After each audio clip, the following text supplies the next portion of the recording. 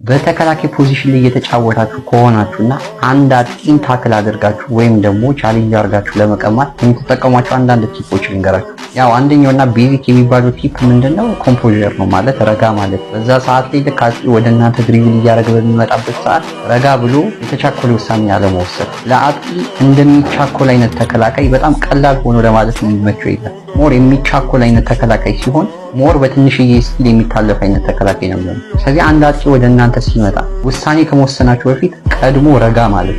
ሞር ረጋ ስትሉ ለአጥቂውን ፈተና ነው የምትሆኑበት። ሁለተኛው ቲፕ ደግሞ ኳሱን ድሪብል እያደረገ ወደ እናንተ ሲመጣ በጣም አለመቅረብ ወደ አጥቂ። ሞር በቀረባችሁት ቁጥር አንድ ነክቶ ቢሮጥባችሁ ከዛም በሰውነቱ ቢሸፍናችሁ ወይ መታለፍ ነው ወይም ፋውል መስራት ነው በቃ የሚኖራችሁ አማራጭ። ስለዚህ ለአጥቂው ጠቀማችሁት ማለት ነው። ነገር ግን ወደ እናንተ ድሪብል እያደረገ ሲመጣ ስፔስ ፈጥራችሁ እናንተ ከሱ ትንሽ ራቅ እያላችሁ ብትመጡ ውሳኔ ለመወሰን ይከብዳል። ስለዚህ ወይ ኳሱን ይዞት ይመለሳል